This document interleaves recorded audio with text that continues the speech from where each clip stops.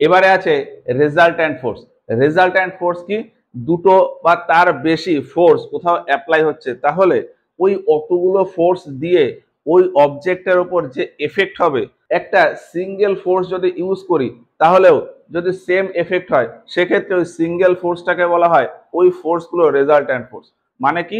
আবার বলি, কোনো একটা অবজেক্ট ধরলাম এই একটা বডি রয়েছে, এই বডির ওপর বিভিন্ন দিক থেকে ফোর্স অ্যাপ্লাই হচ্ছে। কেউ হয়তো এই দিক থেকে পুশ করছে, কেউ এদিক থেকে টানছে, কেউ এদিক থেকে পুশ করছে, কেউ এই দিক থেকে টানছে, কেউ এই দিক থেকে, কেউ হয়তো এদিক থেকে টানছে। তাহলে এখানে কি দেখলাম? এই বডিটার উপর বিভিন্ন দিক থেকে ফোর্স অ্যাপ্লাই হচ্ছে। তাহলে এই বডির উপর একটা এফেক্ট হবে। এই বডিটা আলটিমেটলি কোন দিকে যাবে, বা এই বডির উপর আলটিমেটলি কত ফোর্স অ্যাপ্লাই হবে। কেউ হয়তো এখানে 50 নিউটন ফোর্স দিচ্ছে, কেউ 30 নিউটন, এখানে হয়তো 20 নিউটন, এখানে 40 নিউটন, এখানে হয়তো 100 নিউটন। তাহলে এই আলাদা আলাদা ফোর্সের একটা এফেক্ট থাকবে। ফাইনাল কি এফেক্ট হবে? ফাইনাল এফেক্ট হয়তো এই বডিটা এই দিকে মুভ করে যাবে, এই বডিটা হয়তো এই দিকে মুভ করবে। তাহলে ফাইনাল যে এফেক্ট হবে, এই সমস্ত ফোর্সের এফেক্ট যদি একটা সিঙ্গেল ফোর্সের এফেক্টে করা যায়, তো সেই সিঙ্গেল ফোর্সটাকে বলা হয় এই ফোর্সগুলোর রেজাল্ট্যান্ট ফোর্স। তাহলে অনেকগুলো ফোর্স কোনো একটা অবজেক্টের উপর অ্যাপ্লাই হলে ওই অবজেক্টের ফাইনাল কন্ডিশন কি হবে, মানে আলটিমেটলি ওই বডির উপর টোটাল কত ফোর্স অ্যাপ্লাই হচ্ছে এবং ওই ফোর্সের এফেক্ট ওই বডির উপর কি করছে, বডি কোন ডাইরেকশনে মুভ করছে। এবার এইটাই যদি একটা সিঙ্গেল ফোর্স দিয়ে ওই বডির উপর সেম এফেক্ট ফেলা যায় এবং সেম ডাইরেকশনে মুভ করানো যায়, তাহলে ওই সিঙ্গেল ফোর্সটাকে বলে ওই সমস্ত ফোর্সের রেজাল্ট্যান্ট ফোর্স। এবার এই রেজাল্ট্যান্ট ফোর্স বার করারই ওই বিভিন্ন ফর্মুলা রয়েছে। ট্রায়াঙ্গেল ল মেথড, প্যারালেলোগ্রাম ল মেথড, পলিগন ল মেথড, এছাড়া যে অ্যানালিটিক্যাল মেথড, এইগুলো হলো এই রেজাল্ট্যান্ট ফোর্স বার করার বিভিন্ন টেকনিক। এরপরে আছে components of force. Components of force কি? এখানে যেমন বললাম বিভিন্ন ফোর্সের একটা সিঙ্গেল এফেক্ট। এবারে সিঙ্গেল ফোর্সের জন্য ওই বডির উপর মাল্টি ডাইরেকশনে কি এফেক্ট করছে, সেটাকেই বলা হয় কম্পোনেন্টস অফ ফোর্স। তো কম্পোনেন্টস অফ ফোর্স বোঝার জন্য আমি একটা ছবি আঁকি প্রথমে। আমাদের কোনো জায়গাতে হয়তো এরকম একটা স্লট কাটা রয়েছে, মানে এরকম একটা ঘাট কাটা রয়েছে। এবার এই ঘাটের ভেতর থেকে একটা অবজেক্ট এইভাবে স্লাইড করতে পারে, শুধুমাত্র এইভাবে স্লাইড করতে পারে। এবার এইভাবে স্লাইড করানোর জন্য আমি কি করতে পারি? এখানে একটা দড়ি বেঁধে এই দিকে টানতে পারি বা এই দিকে টানতে পারি। এর ভেতর স্লাইড করানোর জন্য হয় এদিকে টানতে পারি, না হলে এদিকে টানতে পারি। কিন্তু আমরা ওই দিকে না টেনে আমরা দড়ি দিয়ে এই দিকে ফোর্স দিলাম।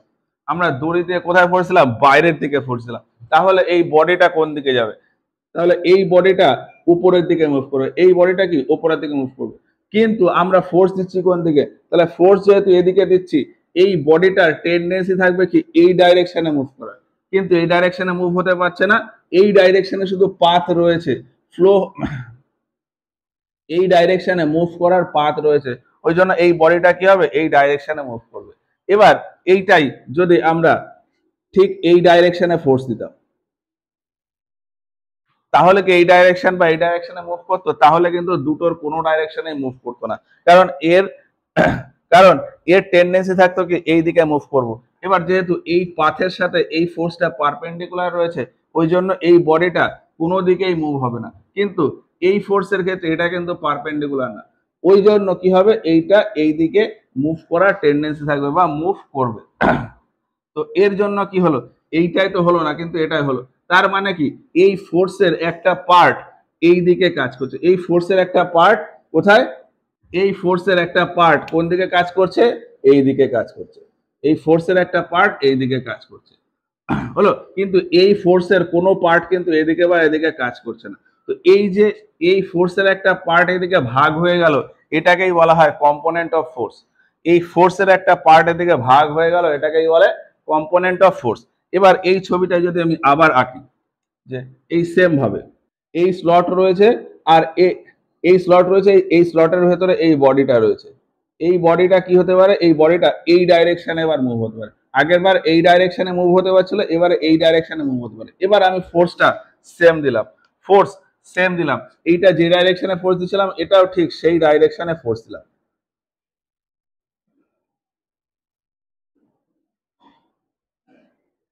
এটাও আমি ঠিক সেই ডাইরেকশনে ফোর্স দিলাম। আগের বার আমি এই ডাইরেকশনে ফোর্স দিয়েছিলাম, এবারও আমি ঠিক সেই ডাইরেকশনে ফোর্স দিলাম।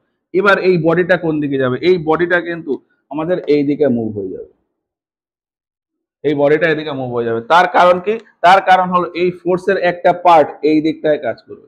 কিন্তু এটাই যদি আমি এইভাবে ফোর্সটা দিতাম এই পাথের সাথে পারপেন্ডিকুলার, তাহলে কিন্তু এদিক ওদিক মুভ হতো না।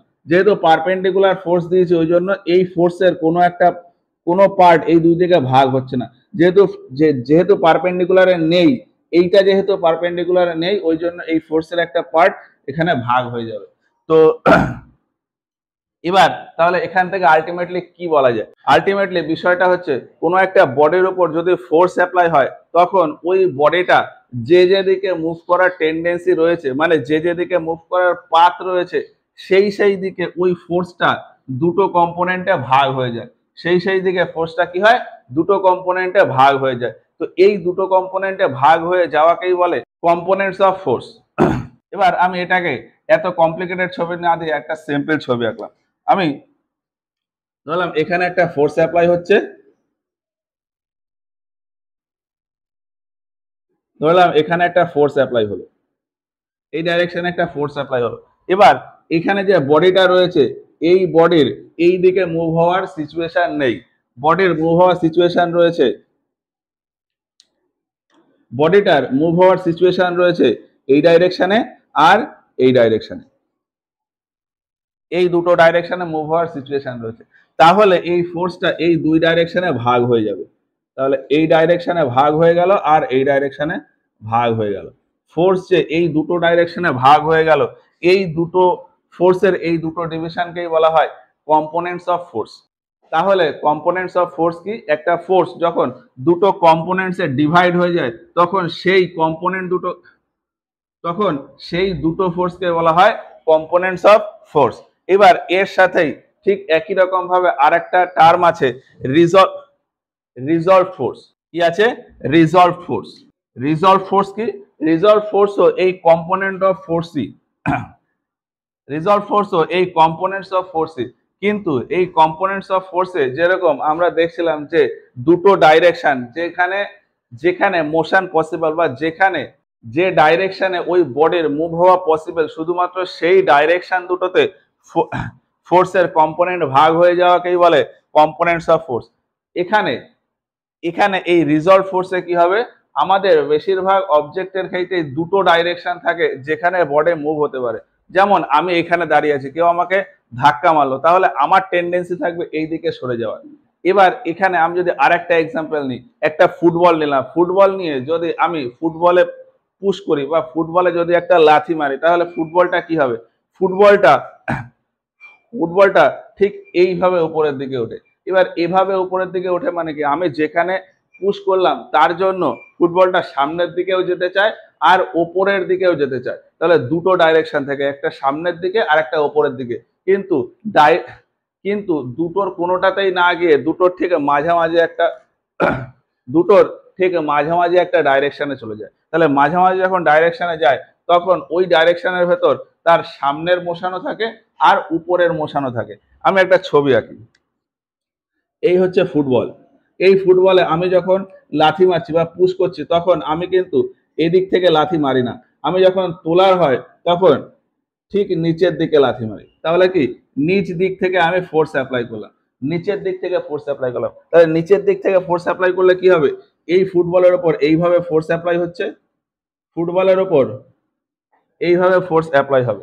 এবার এই ফোর্সটার জন্য কি হবে? ফুটবলটা সামনের দিকেও এগোতে চাইবে, ওপরের দিকেও এগোতে চাইবে।